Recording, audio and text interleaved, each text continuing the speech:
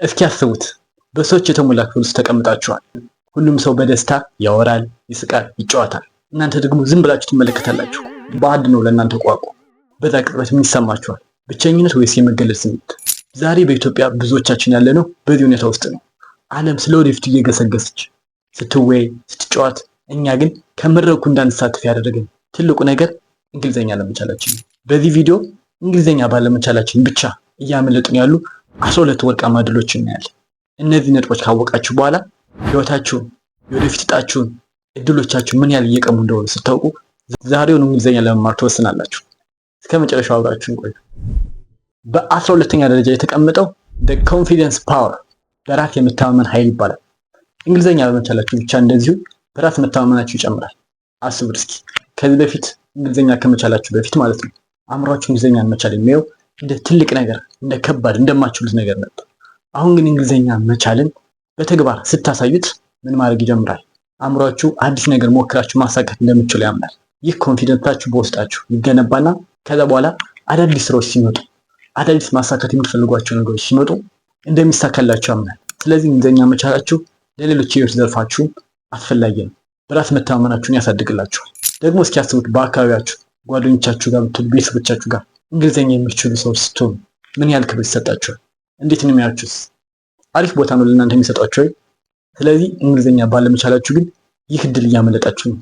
ይሄ በ12ኛ ደረጃ የተቀመጠ ነው። ወደ 11ኛው እንሂድ። 11ኛው the brain power የአእምሮ ኃይል ይባላል። ጅም ቤት ገብታችሁ ምን ታደርጋላችሁ? ክብደት ታነሳላችሁ አይደል? በዛ ሰዓት ዛሬ ያነሳችሁት ነገ ስትጨምሩ ጭንቻችሁ እየፈረጠመና እያደገ ይመጣል። ስለዚህ ሌሎች ክብደቶችን፣ ተለቅ ያሉ ጫናዎችን ለመቋቋም በጣም ትልቅ አቅም ይኖራል። ጡንቻችሁ ፈርጥሟላ። ስለዚህ እንግሊዝኛም ስትችሉ እንዲሁ አእምሯችሁ እየፈረጠመና እየጠነከረ ነው ይመጣ። እንደውም ሳይንቲስቶች አንድ ጥናት አድርገው ነበር። አንድ የተወለዱበትን ቋንቋ ብቻ የሚችሉ ሰዎች እና 2 እና ከዛ በላይ የሚችሉ ማለትም እንግሊዝኛ ሊሆን ይችላል፣ ሌላም ሊሆን ይችላል፣ ችግር የለውም።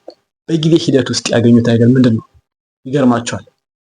2 እና ከዛ በላይ ቋንቋ የተማሩ እና የሚችሉ ሰዎች የማስታወስ ችሎታቸው፣ ችግሮችን የመፍታት አቅማቸው፣ ኢቭን ከእድሜ ጋር ተያይዞ የሚመጣ የአእምሮ ችግር አለ አይደል?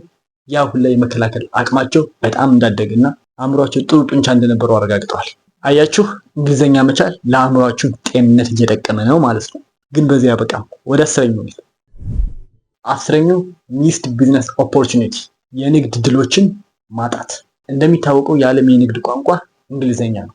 እንግሊዝኛ ካልቻላችሁ ከውጭ ሀገር ነጋዴዎች ጋር ከድርጅቶችም ጋር ሊሆን ይችላል ለመግባባት የግድ ምን ያስፈልጋቸዋል? አስተርጓሚ ያስፈልጋቸዋል። አስተርጓሚ ደግሞ ልክ እንደናንተ የልባችሁን አድርሶ ላይ ይናገር ይችላል። ይህ ማለት ትርፋማ ሊያደርጋችሁ የነበረውን ውል ሳትፈራረሙ ትቀራላችሁ ማለት ነው፣ ባለመግባባት ምክንያት። ስለዚህ በቢዝነስ ላይ ወይም በገንዘብ ላይ እየቀለዳችሁ ነው ማለት ነው። ኢቭን በአስተርጓሚ ብትፈራረሙ ራሱ ከእናንተ አስተርጓሚ የሚፈልገው የሚወስደው ነገር አለ። በነፃ ይሰራላችሁም አይደል? 9ኛ ሊሚትድ አክሰስ ቱ ኖሌጅ እውቀት ካለበት ምንጭ የማግኘት እጥረት ያጋጥመናል። እንደሚታወቀው በዓለም ላይ አዳዲስ የሆኑ ጥናቶች፣ የቴክኖሎጂ ውጤቶች መረጃቸው መጀመሪያ የሚደርስ በእንግሊዝኛ ነው። እኛ ደግሞ እንግሊዝኛ ስለማንችል ከሌላ ሰው የግድ ተተርጉሞ እስከሚመጣልን መጠበቅ አለብን ማለት ነው። አዲስ ትርፋማ የሚያደርገን ስራ ቢመጣ እንኳን ያንን ሀገራችን ላይ ሰርተን ለመለወጥ ብንፈልግ ተተርጉሞ ገና ከሰዎች አይተን መረጃው ሲደርሰን ነው የምንሞክረው። ነገር ግን በዛ ሰዓት እንደናንተ ብዙ ሰዎች መሞከር ይጀምራሉ። ኮምፒቲሽን ይበዛበታል፣ መፎካከር ይከብዳቸዋል። 8ኛው ስትራግል ዊዝ ኢንተርናሽናል ኒውስ ዓለም አቀፍ ከሆኑ ዜናዎች መገለል ነው። ይሄ የታወቀ ነገር ነው። ኢኮኖሚ ወዴት እየሄደ ነው? በዓለም ምን እየተከናወነ ነው? ምን እየተካሄደ ነው ስለሚለው ነገር እናንተ ምንም አታውቁ። ገና ለገና በሌላ ተተርጉሞ አንዱ ሌላ ይላል፣ ሌላው ሌላ ይላል። ተዛብቶ ነው መረጃ የሚደርሳችሁ። የምትወዱ ስፖርት ከሆነ ስለ ስፖርት ቢወራ፣ አዳዲስ ፊልሞች ቢወጡ፣ አዳዲስ የስራ ዕድሎች ቢመጡ እነዚህ ሁሉ በምንድን ነው የሚወጡ? በእንግሊዝኛ ነው። ስለዚህ ወደ ኋላ እየቀረን ነው ማለት ነው። 7ኛው ዲፊካልቲ ኢን ሃየር ኤጁኬሽን ከፍተኛ ትምህርት ላይ ለመሳተፍ ይከብደናል ማለት ነው። በዓለም ላይ ታዋቂ የሆኑ ትምህርቶች የሚሰጡት በእንግሊዝኛ ነው። ነፃ የትምህርት እድል ማግኘት ብትፈልጉ እንግሊዝኛ ካልቻላችሁ ተምራችሁ የመለወጥ የማደግ ህልማችሁ ወደ ኋላ ቀረ ማለት ነው። ኢቭን እኛ ጋር ራሱ እኮ ከ7ኛ ክፍል ጀምሮ እንግሊዝኛ እየሆነ ይመጣል። ቀስ በቀስ ሙሉ በሙሉ በእንግሊዝኛ የሚሆንበት ደረጃ አለ። ስለዚህ እንግሊዝኛ መቻል ለተማሪ ራሱ ምን ያህል አስፈላጊ እንደሆነ መረዳት ምንም አይከብድ ነገር ነው። 6ኛ ላይ ደርሰናል። ሌክ ኦፍ ዲጂታል ሊትሬሲ የዲጂታል እውቀት ውስንነት። አሁን ላይ ከኢንተርኔት ጀምሮ ሶሻል ሚዲያ ላይ ኦንላይን የሆኑ ተግባሮች ላይ አገልግሎቱ የሚዳረሰው በእንግሊዝኛ ነው። እንግሊዘኛ አልቻላችሁ ማለት ከቴክኖሎጂው ወደ ኋላ እየቀራችሁ ነው ማለት ነው። እንግዲህ ኢትዮጵያ ላይ ባለው ሁኔታ ስራ ከባድ ነው። ግን በኦንላይን ላይ ተሳትፋችሁ ብዙዎች የተለወጣሉ። በኦንላይን ስራዎች ላይ ተሳትፋችሁ ራሳችሁን መቀየር ብትፈልጉ እንግሊዘኛ መቻል አለባችሁ። አምስተኛ ካሪየር ግሮስ፣ የስራ እድገት። አሁን ላይ ኢንተርናሽናል የሆኑ ድርጅቶች የሚሆኑ የቴክኖሎጂ ኩባንያዎች ጥሩ ደሞዝ እየተከፈላቸው ያሉ ሰዎች እንግሊዘኛ የሚችሉ ናቸው። እንግሊዘኛ ካልቻላችሁ ግን ያላችሁን ስራ ኢቭን መግባቱ አንድ ጊዜ ከባድ ነው። ነገር ግን ባላችሁበት ትንሽ ቦታ ላይ ራሱ ከፍ ለማለት እኛ ሀገር ጨምሮ ማለት ነው ካላችሁበት ደረጃ ከፍ ለማለት ለመሻሻል ብትፈልጉ እንግሊዘኛ በደንብ መቻል አለባችሁ። ፈተናዎቹ ራሱ በእንግሊዘኛ ነው የሚሰጣቸው አይደል? ስለዚህ ራሳችሁን ለመሻሻል ከፈለጋችሁ ካላችሁበት እንግሊዘኛ መቻል በጣም አስፈላጊ ነው። በአራተኛ ደረጃ የተቀመጠው ፑር ኮሚኒኬሽን ዊዝ ፎሬን ቱሪስትስ፣ ከውጭ ቱሪስቶች ጋር መግባባት አለመቻል። እንደሚታወቀው ሀገራችን የቱሪስት መስህብ ሀገር ናት። ነገር ግን ቱሪስቶች መጥተው የኛን ሀገር ባህል፣ ቅርስ፣ ወጋችን ለማየት ሲፈልጉ እኛ ግን በእንግሊዘኛ መግባባት ስለማንችል ያለን ውብ ነገር ማሳየትና መግለጽ አንችልም። ኢቭን ሀገሪቷ ራሱ በዘርፉ ልታገኙ የምትችለውን ኢኮኖሚ ታጣለች ማለት ነው። ይሄ በአራተኛ ደረጃ ተቀምጧል። ሶስተኛ ኢናቢሊቲ ቱ ፎሎ ኢንተርናሽናል ትሬንድስ፣ ዓለም አቀፍ የሆኑ ትሬንዶችን ወይም አዝማሚያዎችን መከተል አለመቻል። እንደምታውቁት ፋሽን በሉት አዳዲስ ቴክኖሎጂዎች፣ አዳዲስ የአሰራር ዘይቤዎች ሁሉ የሚለቀቁት መጀመሪያ በእንግሊዘኛ ነው። ከዛ እያለ ቋንቋ ተተርጉሞ ነው ወደኛ የሚደርሰን። ይህ ደግሞ በቢዝነስ ራሱ ብታስቡት አዲስ ቢዝነስ ቢመጣ እኛ በቶሎ ብንጀምረው ትርፋማ ልንሆንበት እንችል ነበር። ነገር ግን ቆይተን ስለሰማነው ተፎካካሪዎቻችን ይበዛሉ፣ በትርፉኛም ስኬታማ መሆን አንችልም ማለት ነው። በሶስተኛ ደረጃ ተቀምጧል።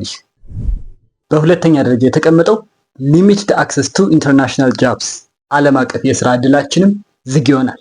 ስራ ብትፈልጉ እንግሊዘኛ ካልቻላችሁ የስራ እድላችን እዚሁ ሀገር ውስጥ ብቻ ነው የሚወሰነው። እንግሊዘኛ ቻላችሁ ማለት ግን ዓለም አቀፍ ያሉ የስራ እድሎችን ማግኘት ትችላላችሁ። እንግሊዘኛ በመቻላችሁ ምክንያት የተለያዩ እውቀቶች፣ የተሻለ ስኪሎች ማዳበር በቀላሉ ስለምትችሉ በፈለጋችሁት ሀገር ሄዳችሁ መስራት ትችላላችሁ። ራሳችሁን መቀየር፣ ቤተሰባችሁን መቀየር ትችላላችሁ። ስለዚህ በሁለተኛ ደረጃ የተቀመጠው ከስራ ጋር የተያያዘ ነው። እሺ በአንደኛ ደረጃ የተቀመጠው ምንድን ነው? በአንደኛ ደረጃ የተቀመጠው ሉዚንግ a bright future for the next generation፣ የልጆቻችንን ብሩህ ተስፋ ማጨለም ተብሏል። እኛ እንግሊዘኛ ሳንችል እንዴት ነው ለልጆቻችን የእንግሊዘኛ ጠቀሜታና አስፈላጊነት ልናስረዳቸው የምንችለው? እንደሚታወቀው ልጆች እኛ ከምንነግራቸው ነገር ይልቅ የበለጠ የሚያምኑት እያደረግን የምናሳያቸውን ነገሮች ነው። እኛ እንግሊዘኛ እንደማንችል ካዩ እነሱም ለመቻል ጥረት አያደርጉ፣ እንደ ትልቅ ነገር አያዩት። ምክንያቱም ለልጆች ትልቁ መሪ ወላጆች ናቸው። ኢቭን ወላጅ ባትሆኑ ታናናሽ እህቶች፣ ወንድሞች ይኖራቸዋል። እነሱም እናንተን እያዩ ይከተላሉ። ይህ በአንደኛ ደረጃ የተቀመጠበት ምክንያት ጉዳቱ ለልጆቻችን ለተናናሾቻችን ብቻ ሳይሆን ለሀገርም የሚፈጠሩ ትውልዶችን እድላቸውን፣ ተስፋቸውን ማጨለም ነው በማለት ነው። ጥናቱ በዚህ መልክ ያጠቃልላል። እንግሊዘኛ መቻል እንዲሁ አንድ ትምህርት ተምረን የምንጥለው ነገር አይደለም። ኮንፊደንሳችን የሚገነባልን፣ ለአእምሯችን ጤንነት የሚረዳን፣ ገቢያችንን የሚያሳድግልን፣ ህይወታችንን የሚቀይርን ነገር ስለሆነ ለመማር እያሰባችሁ ከሆነ ዛሬውኑ ጀምሩ። መቼም ቢሆን ለመማር አይረፍድም። ጀምራችሁም ከሆነ ይበልጡኑ በርቱ እንላለን። የነገ ስኬታችን የሚጀምረው ዛሬውኑ ነው። ቪዲዮ ጠቃሚ ነው ካገኛችሁት ላይክ እና ሰብስክራይብ ማድረግ እንዳትረሱ። አስተያየት ካላችሁ ኮሜንት ላይ ጻፉልኝ። ቀጣይ በአሪፍ ቪዲዮ እስከምንገናኝ ሰላም ሁኑ።